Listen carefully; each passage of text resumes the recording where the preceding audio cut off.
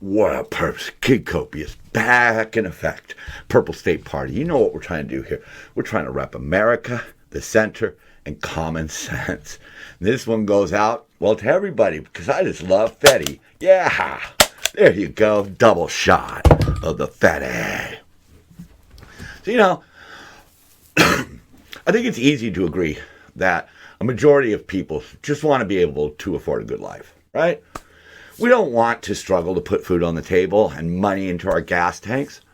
I mean, how much of your paycheck goes to fueling your car just to get to work, to earn those ducats? You just want to be able to go on vacation, do things with your family, provide for your children. We just want a better life. And that starts essentially with having more money. But the big problem we have right now is that politicians are pushing their expensive agendas. And they're saying just enough to keep their jobs and keep cashing those bloated paychecks. I was watching an episode of Attack on Titan. And one of the characters was speaking about mutual hate. Hate that has been instilled on both sides, keeping people apart. And that is the weapon of our current enemy. That is the main weapon that they have right now, mutual hate.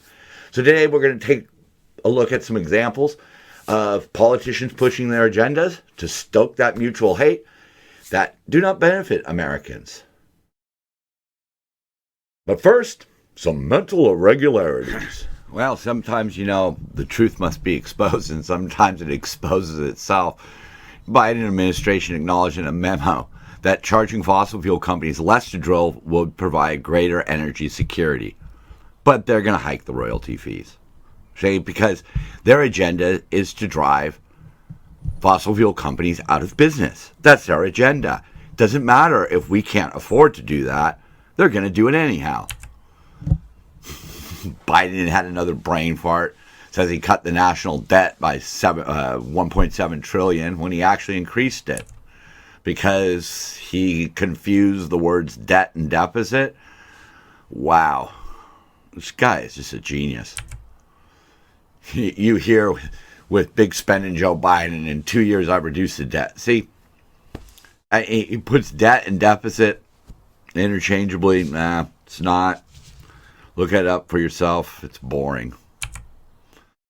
Newsom blames selfish environmentalists for driving up housing prices, making California less affordable. Yeah, they weaponized all of our clean air and environmental things. NIMBYs, not in my backyard. They were going to make housing for 1,100 students and 100 homeless people. Okay, that's fine. Sounds like a good plan, but no. It gets weaponized.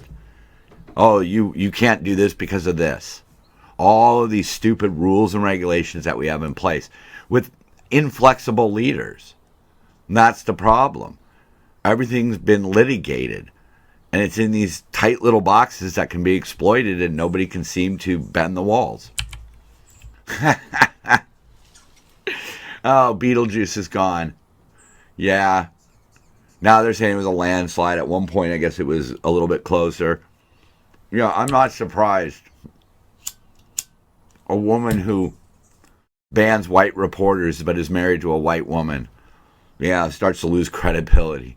She blames her loss on rampant murder phobia. Yeah. Chicago needs to change the way they do things there. They have a political machine that just puts people in who can do the best for the powers that be and F the citizens. Chicago, you need to revolt. California City nearly eliminates homeless population with zero tolerance policies on encampment. Wow. How surprising. They just enforce the laws. That's it. You don't give these people the chance to just live on the streets. You say either accept our help or go to jail or get the hell out. I mean, we've spent $10 billion and we've got a 30%, and we've got 30% of the entire country's homeless population here. And we can't do anything about it because there's no consequences.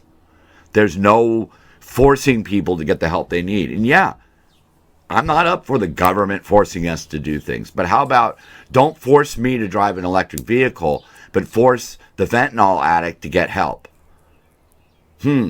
Force the alcoholic to quit. Force the young people who are hitting the streets to change their lives before it's lost. No, it's not what they want to do here, but it works. They don't allow code violations. They don't allow people to be drunk in public or urinate or defecate. They just don't allow it. And what ends up happening is an individual either chooses to get help or they end up leaving. And if we keep kicking them out of cities and by the roadside and in our parking lots, maybe we could start to put a dent in it. But Coronado, the city that did this, they fund reasonable services to help people get back on their feet. But again, it's back to the no tolerance policy. Either accept our help or leave. And they work with the police. Speaking of agendas, you probably won't get your student loan relief thanks to a GOP-controlled Supreme Court, says Vox. Patently false. It's unconstitutional. He didn't have the power to do it, and he knew it. His own people knew he didn't have the power to do it. But they did it to get votes, and then they could turn around and blame Republicans. Is that really what you want to do?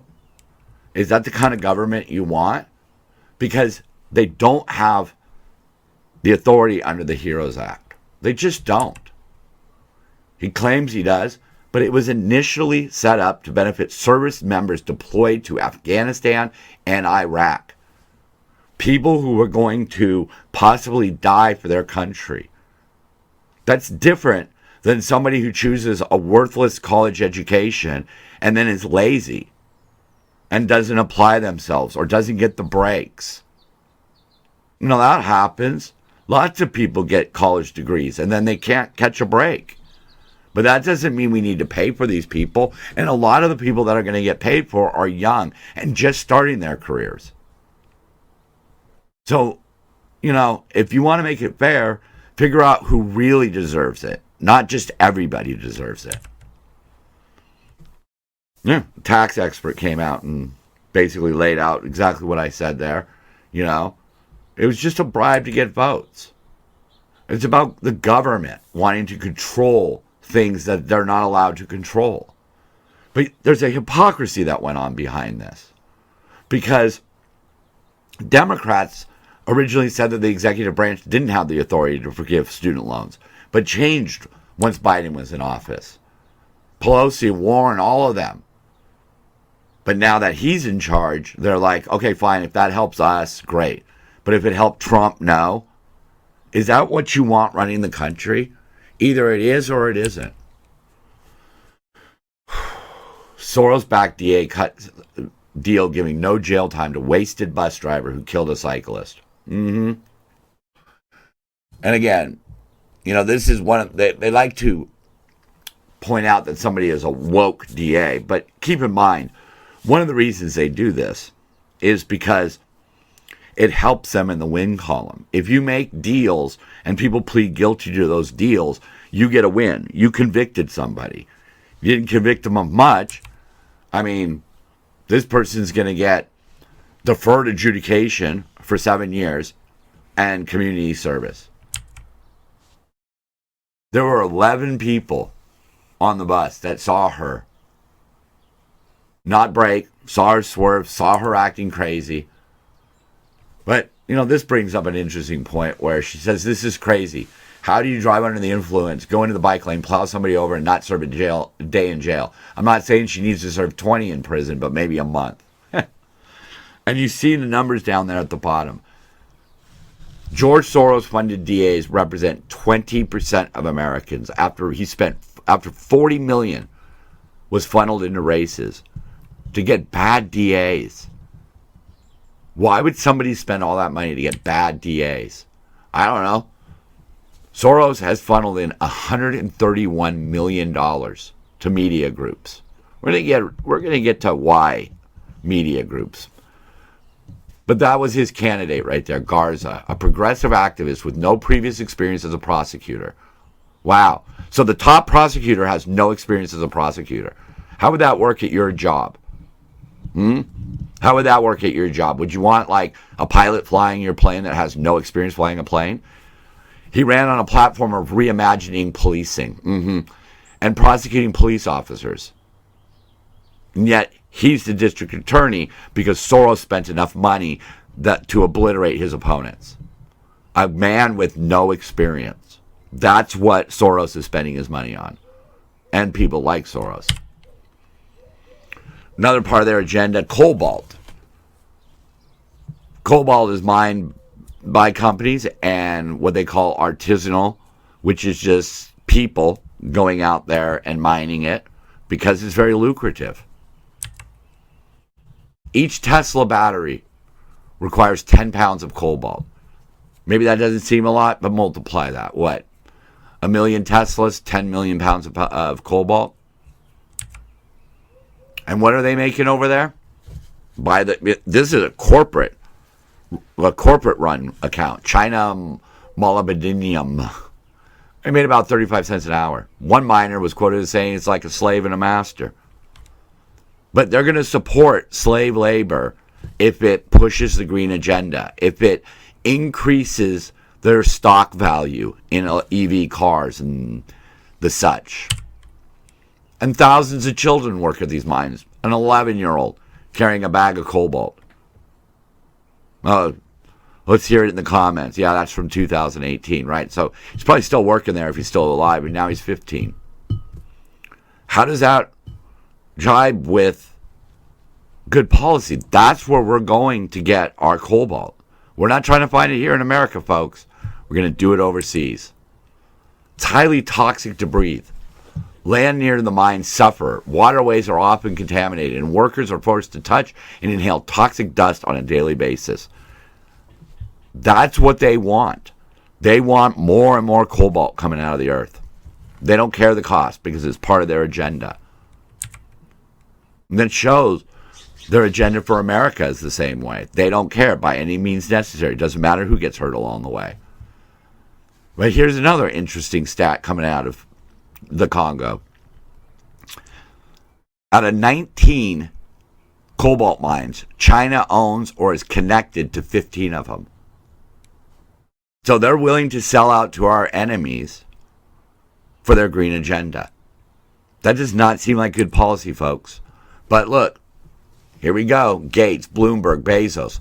They're funding research to explore the viability of mining in Greenland. So let's just poison Greenland. Literally a country that is named the same color as their policy. Green energy, green land, right? And they're going to just rip it apart. And we may still not have enough. Well, we're pivoting back to radical DAs here. No bail. This is a judge, excuse me. Boy, my mistake. But this guy's accused of shooting an innocent bystander and shooting 6 other people, including a child. And he's just out. He's out on bail. No bail, actually. Just out on the streets. Living with his grandma, wearing an ankle bracelet. And this is a guy, this is not somebody who made a mistake. This is somebody who already has a history of violating court orders and a rap sheet that includes illegal gun possession.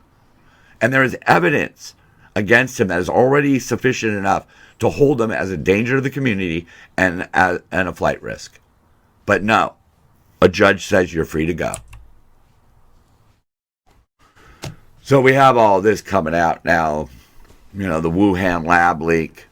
People were really censored and lost their livelihoods, saying that it may have come from China.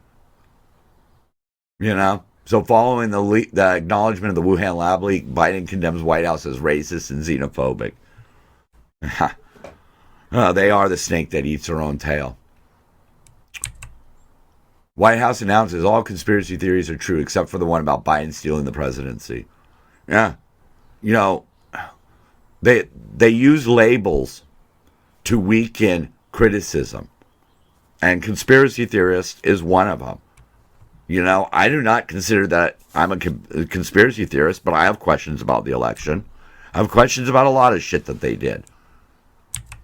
To catch up on today's news, man just reads 2-year-old posts on conspiracy blog. Yeah. But look at all those things. The Trump collusion, the Hunter Biden laptop, the open border, the Wuhan lab COVID, lockdowns and masks that didn't really work and cost a lot. And they turned out to be true.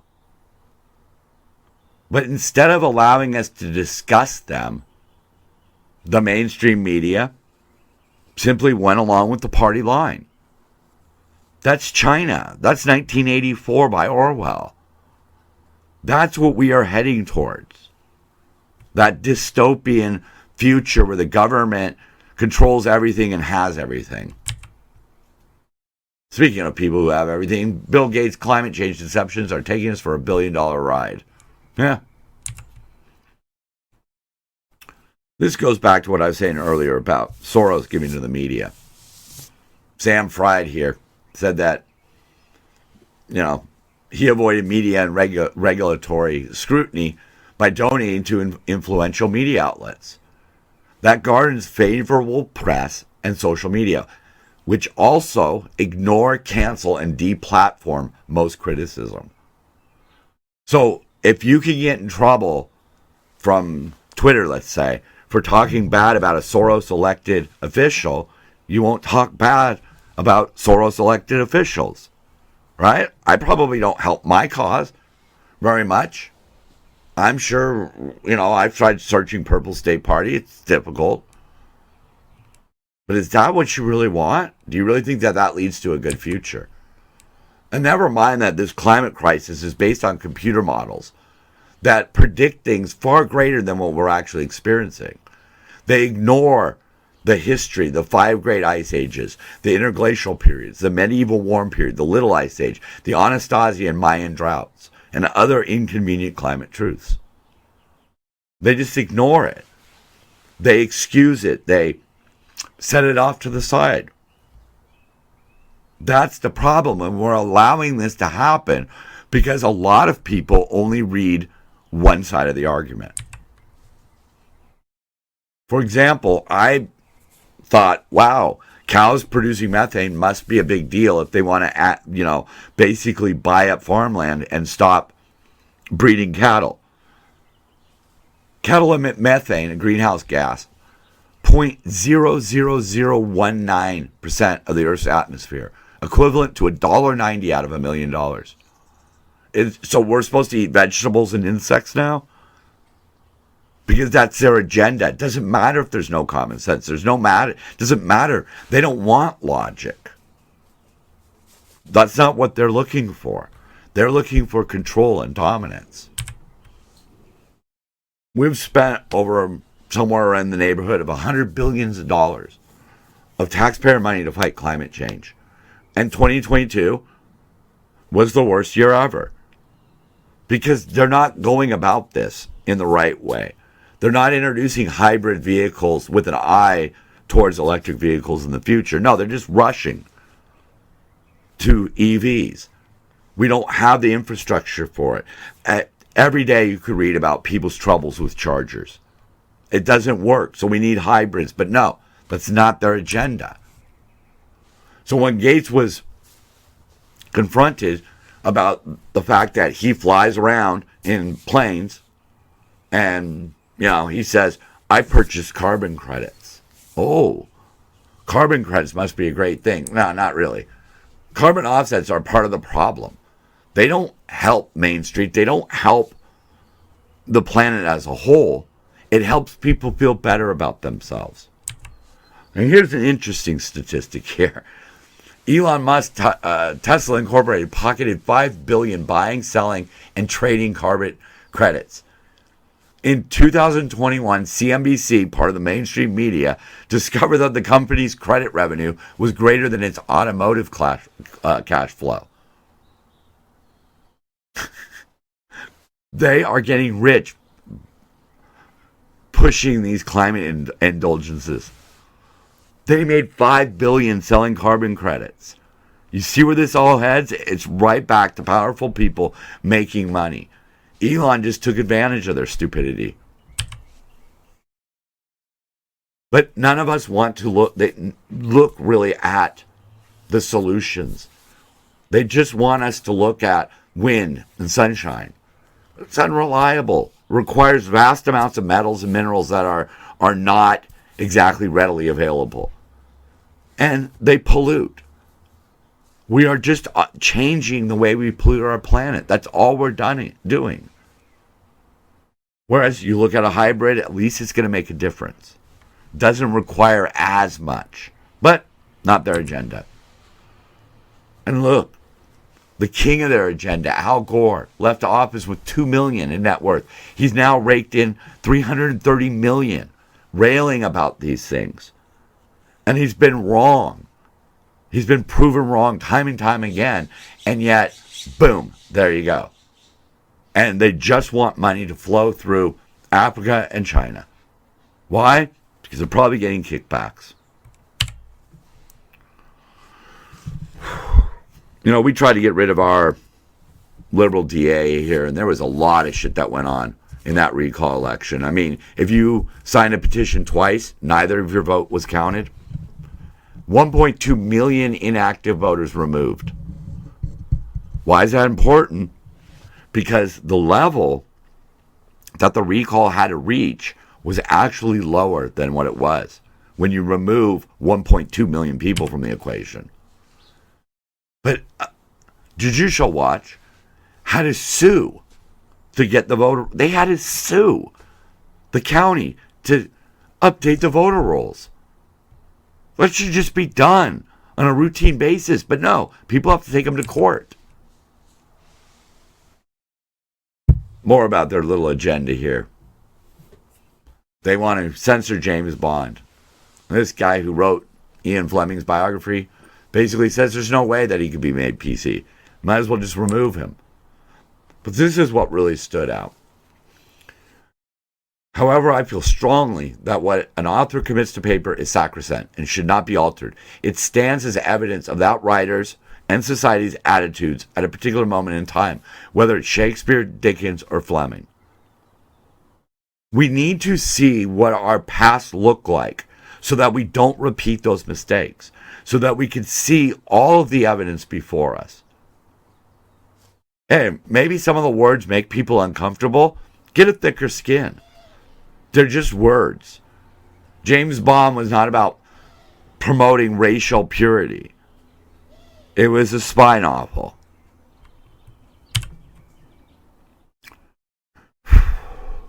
You know, Bronco here makes a good point. You know, why is public school enrollment in Minnesota declining? But keep in mind, this is just making the public school system easier to manage. It's putting the cost onto parents. And yet, those kids are still going to be indoctrinated at college. And all we're doing right now by pulling kids from school is making sure that the schools know, okay, these people are going to believe our propaganda. These people are going to speak out against our propaganda. How do we remove the people who speak out against propaganda? Have them pull their kids from school. Not a victory, folks. Using fewer than 323 murders. Yeah, more people were killed. This is 2011, I grant you that. But during that year, there were more hammer murders than assault rifle murders. Yeah. But again, we probably can't take on the government with hammers. The bee kicking off our best stuff right now. Californians announced discovery of strange new season, winter. Yeah. Yeah, that's... I look out in my backyard and I see giant snow-capped mountains. It's kind of weird. We see it, you know, every year. We do see snow up on the mountains, but this year looks thick. To save time, Treasury Secretary Yellen gives Zelensky key to U.S. Treasury. Now, how much money are we going to blow on this thing? You know, we're fighting the Russians. We need to be fighting the Chinese. Hell, the Iranians almost have an atomic bomb. Yep. But meanwhile, baby Biden up there playing with matches. You know, all right.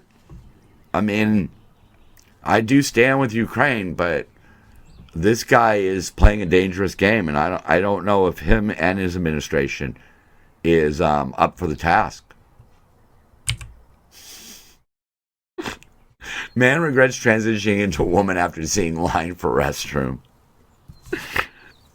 See, now that's funny. That's not about hate, folks. That's just funny.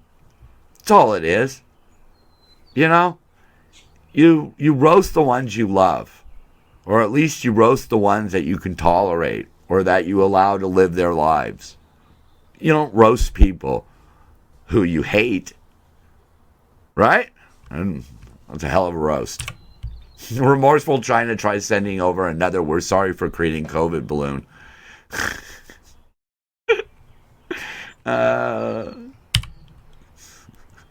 This is my favorite of the week. Even a broken clock is right twice a day. Socialist clocks. Socialism doesn't work. The ideologies, the framework, the basis of it, it doesn't really work. Some countries have managed to pull off a limited form of it, but those are not America. We are not up for socialism. And we need to stop promoting any idea that's even in that realm. Because, like the clock says, it's no o'clock. And that's what's going to happen to us. We're going to run out of time. And, you know, the answer is staring us right in the face. It's in the middle, folks. It's the center. And its color is purple. We stand in front of possibly our darkest days. The enemy has us divided. They are strong, they are cagey, and they have the power. But this is only because we are divided. For if we unite back into Americans, they will be powerless. Their corruption will be laid bare.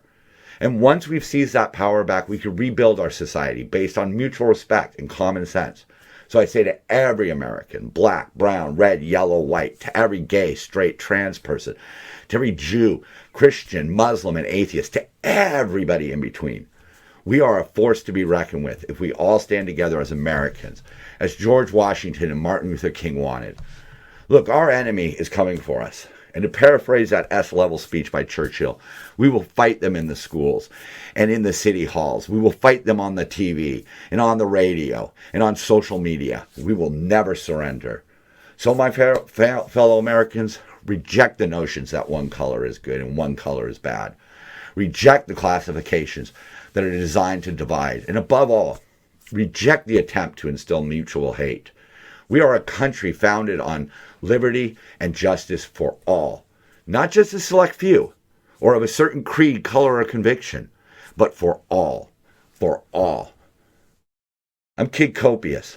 I'm Purple State Party, and so are you. Peace, much love. Let's dance it out.